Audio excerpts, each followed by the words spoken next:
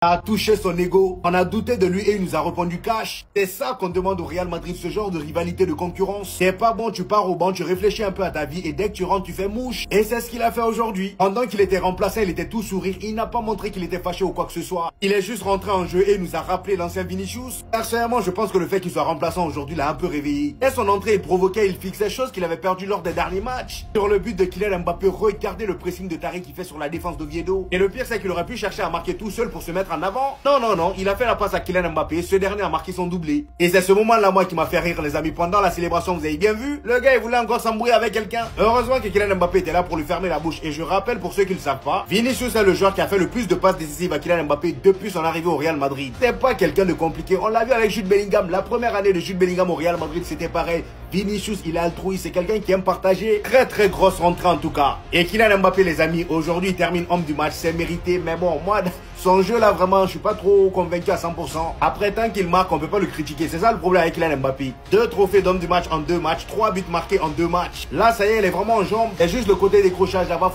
Tu m'avais manqué.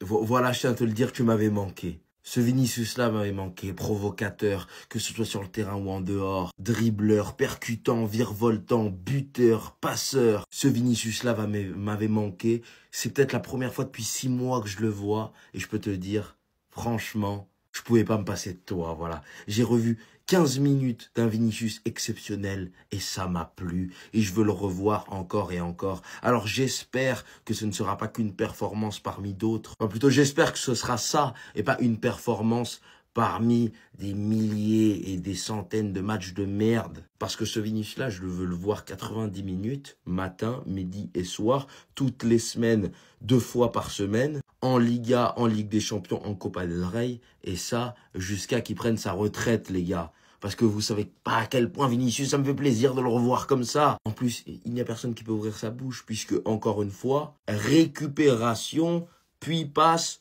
puis il marque. Enfin, il marque sur une autre action, mais récupération, c'est lui qui se crée cette propre action et qui offre le but après à Kylian Mbappé. Vinicius tout craché, en fait. Dans la grand-mère, l'arbitre, 8 joueurs provoqués, 1 but, une passe décisive. J'ai retrouvé mon Vinicius. J'ai retrouvé mon Vinicius. Hein. Il a posé son cul 70 minutes sur le banc de touche. Hein. Ça lui a rappelé qui il était. Ça lui a rappelé le joueur fantastique qu'il est. Et franchement, j'ai aimé son match aujourd'hui. J'ai adoré sa rentrée. Hein. Moi, je vous le dis, hein, j'en ai rien à foutre du match. J'ai vu qu'il était rentré, j'ai allumé ma télé. Ouais, j'ai pas peur de le dire. Ce joueur-là, hein, pour ceux qui me suivent depuis longtemps, savent à quel point je l'aime. L'amour que j'ai pour ce joueur, que c'est mon joueur préféré hein, hors Bayern et de loin. Il peut être ce que vous voulez, hein, détestable par moment, idiot par moment, hein, mais vous pourrez jamais lui enlever sa grosse paire de couilles. Moi, je vous le dis, hein, ce mec-là, il a un mental d'acier, un mental d'où j'en ai entendu dire oui. Le ballon d'or, ça l'a brisé. L'arrivée d'Mbappé, ça l'a brisé. Vous êtes bête ou quoi? Vous savez, c'est qui Vinicius? Vous vous rappelez de, il est con ce Vinicius ou quoi? Vous vous rappelez de, il joue contre nous? Vous vous rappelez de, il s'est relevé de tout ça. Hein. Il a fait 3 saisons masterclass. Une saison où il fait top 10 ballon d'or. Une autre où il devait gagner le ballon d'or. Et vous pensez que là, c'est des petits trucs comme ça qui vont le bousculer? Non.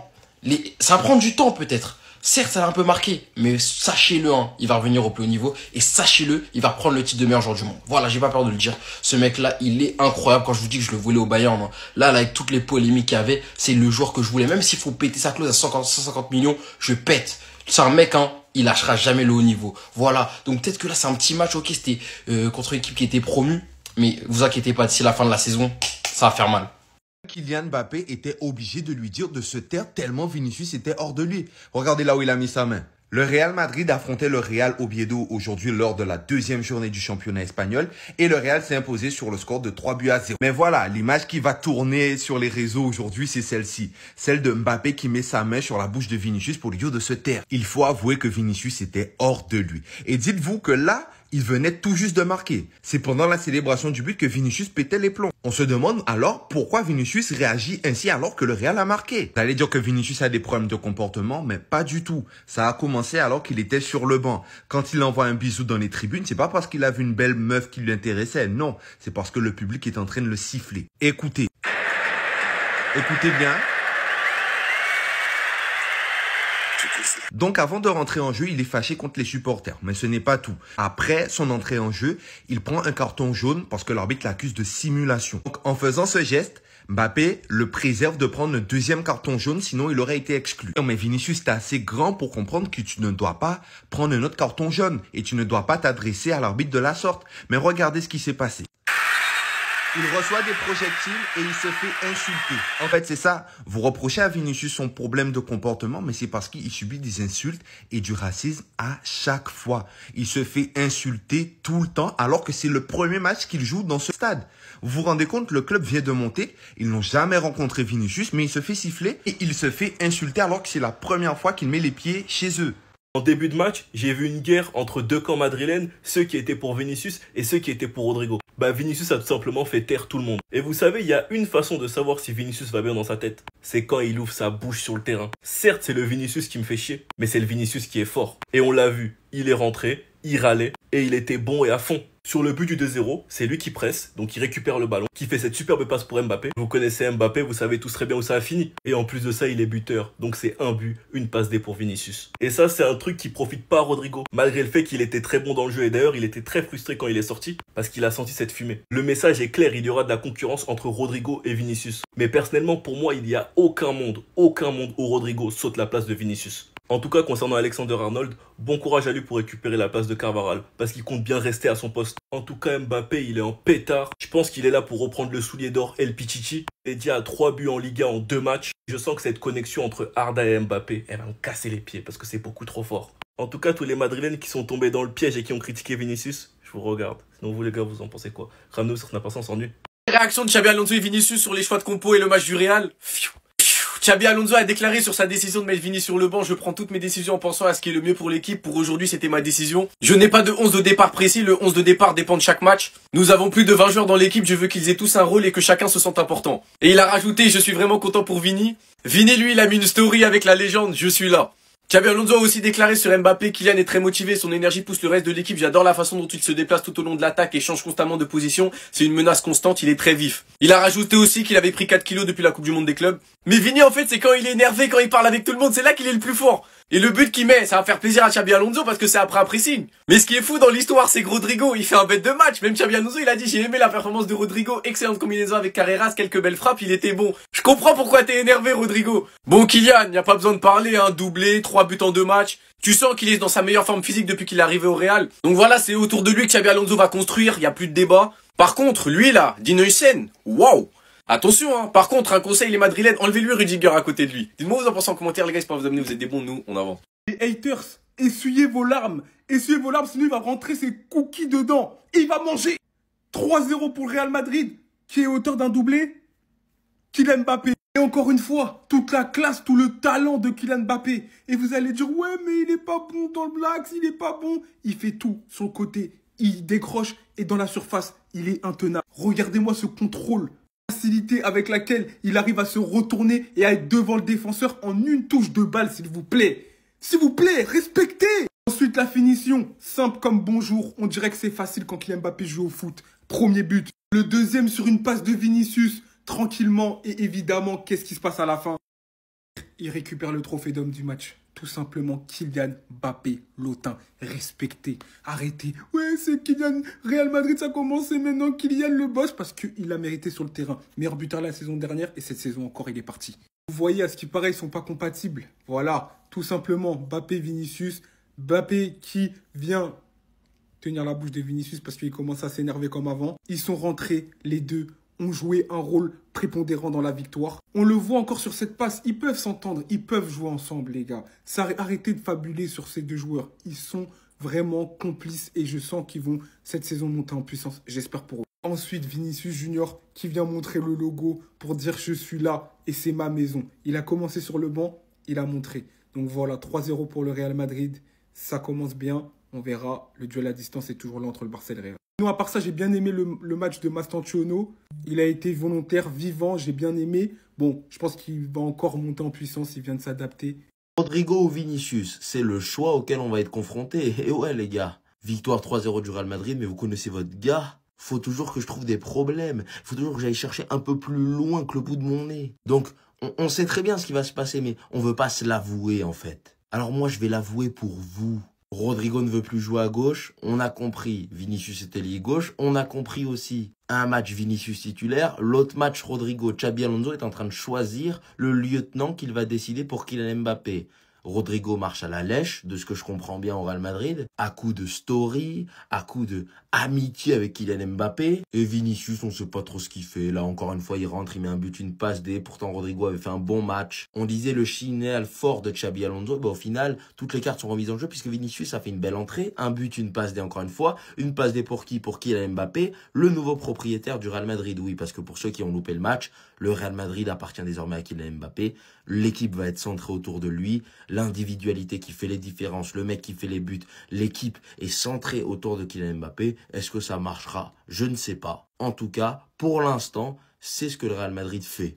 Quand Vinicius s'embrouillait avec le temps, quand Vinicius, après s'être fait tacler, provoque l'adversaire et l'insulte, quand Vinicius provoquait même les embrouilles sans qu'il y ait rien du tout, tout le monde l'insultait, tout le monde disait qu'il n'était pas fair-play, tout le monde disait Vinicius arrête de crier sur le terrain, Vinicius arrête de parler aux arbitres. Quand il faisait 10 duels par match par exemple et que sur les 10 duels il passe que 2 fois, les 8 autres fois, tout le monde l'insultait, tout le monde disait Vinicius arrête de dribbler quand il faut pas dribbler. Vinicius fait la passe. Par contre, tout le monde était content parce que les 2 fois où il passe, c'est action dangereuse. Abonnez-vous, la vie elle est hard, elle est dure. Mais dans la globalité, tout le monde insultait Vinicius, tout le monde était contre Vinicius, contre son comportement envers les arbitres, envers les joueurs, envers tout. Au final, il n'a pas eu son ballon d'or à cause de son soi-disant comportement parce qu'il n'était pas fair-play et du coup ils ont choisi Rodri. Mais le problème c'est que maintenant que Vinicius est devenu fair-play, maintenant que Vinicius, quand il se fait tacler, il ne dit rien. Maintenant que Vinicius ne parle pas aux arbitres, les gens veulent qu'il redevienne comme avant. Au final,